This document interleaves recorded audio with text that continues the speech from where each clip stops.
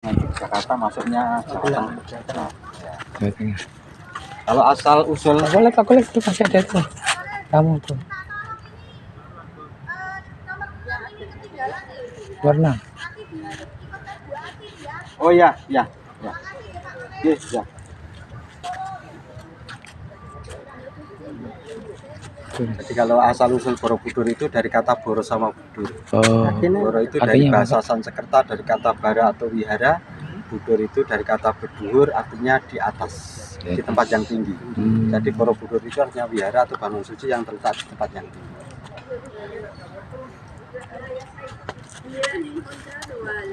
Oke ya, follow with me. I looking for 6 number, but your guide number.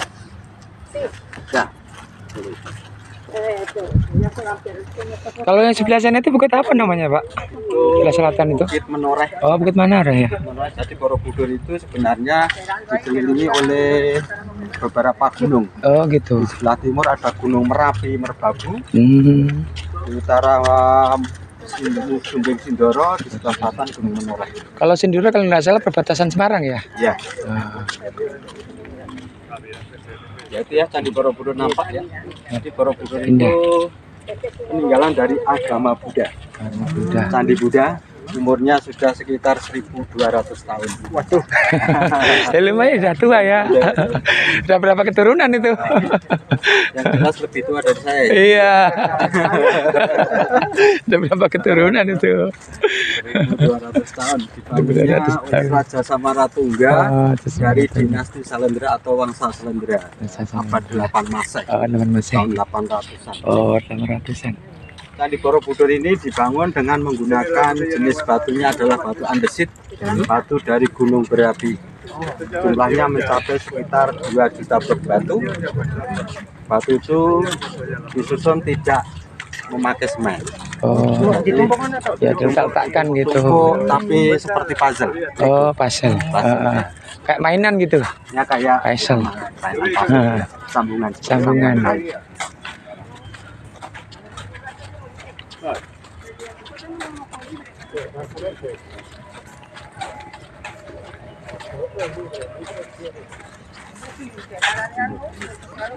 Candi itu dulunya setelah selesai dibangun digunakan sebagai tempat sembahyang atau ibadah. Jadi dulunya tadi sebagai tempat sembahyang ibadah, dipakai juga untuk belajar agama waktu itu.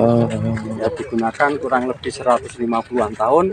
Setelah itu candi ini ditinggalkan oleh komunitas Buddha.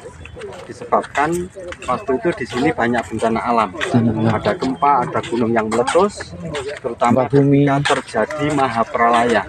Mahapralaya itu bencana alam yang sangat besar. Ya. Tahun 1006 Gunung Merapi meletus. Tahun 1006 Candi Borobudur ini sempat ketutup abu, banyak batunya runtuh. Ya. Setelah itu pusat kerajaan Mataram kuno pindah. Atau geser pindahnya ke Jawa Timur. Kemudian karena ditinggalkan pindah ke sana sampai ratusan tahun di sini tidak ada penghuni. Lama-lama menjadi hutan. Candi Borobudur baru diketemukan kembali pada tahun 1814. Yang menemukan Candi Borobudur adalah orang Inggris namanya Thomas Stamford Raffles. Kalau kita dengar Raffles ya, yang bikin apa? Istana Bogor. Oh, Istana Bogor. Ya. Jadi kenapa yang menemukan Borobudur candi malah orang luar? Kok malah orang luar bukan orang dalam gitu ya, Pak ya? Ini sebenarnya waktu itu kita tetap tahu candi Borobudur, keberadaan Candi Borobudur. Tapi kita waktu itu masa sulit, masa penjajahan. Di samping itu juga masyarakatnya sudah tidak agamanya Hindu Buddha. Jadi ketika Inggris masuk Indonesia tahun 1814, Gubernur Jenderal Inggris itu mengunjungi kota Semarang. Dia mendapat laporan dari penduduk lokal bahwa di sini ada candi yang ketutup pohon semak belukar. Kemudian Raffles sangat tertarik. Dia mengutus asistennya yang bernama Cornelius untuk membersihkan candi dengan dibantu 200 pekerja dan dilakukan sampai 2 bulan. Jadi mereka menebangi pohon, membersihkan semak belukar sampai 2 bulan itu dibantu 200 pekerja orang lokal. sampai candi ini nampak lagi, bersih lagi. Meskipun waktu itu candi dalam keadaan rusak, banyak batunya runtuh. Kalau sampai sekarang sudah dibenerin atau dibugar. Sudah dibugar 2 kali. Oh, yang pertama tahun berapa itu Bapak? Pemugaran pertama itu dilakukan oleh pemerintah Belanda. Oleh Theodor van Erp tahun 1907 sampai 1911. Tapi pemugaran pertama itu fokus membenahi bagian atas tadi saja, yaitu yang stupa-stupa di atas, yang seperti apa lonceng itu. Lonceng iya, untuk lonceng itu. Dan 72 stupa yang ada di bawah. Dari lantai 8 sampai 10 yang dibenerin. Iya. Terus yang pemugaran kedua tuh? Pemugaran kedua itu dilakukan oleh pemerintah Indonesia yang dibantu negara-negara UNESCO. Karena setelah 60 tahun dari restoran bersama, candi ini ternyata mengalami kerusakan lagi. Terutama di bagian tengah atau badan candi. Waktu itu banyak lantainya itu ambles, ada yang dindingnya miring. Ternyata setelah diteliti penyebab kerusakan yang kedua karena air hujan. Erosi. Jadi terkena erosi gitu. Karena air hujan masuk ke bukit di dalamnya, erosi. Satu di bagian luar juga ikut ambles.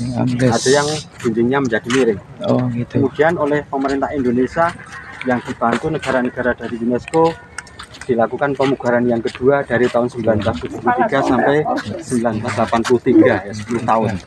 10 tahun. Ya. Waktu pemugaran kedua, batu candi itu di bagian tengah itu hampir seluruhnya dibongkar dulu. Jadi dibongkar satu persatu, diletakkan di kaki candi atau di bawahnya, dinomori, dikasih tanda nomornya. Di bagian dalamnya itu diperkokoh di beton, setiap lantainya di beton alumium. Mungkin mau foto-foto dulu di sini ya. Boleh. Yang Boleh. Boleh. Ayo. Bisa foto-foto dulu di sini mungkin ya? Iya. Yang ini. Iya. Kemana lagi?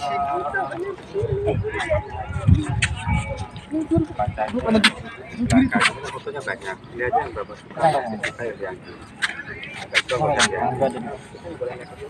Ini puncak harus kita tutup.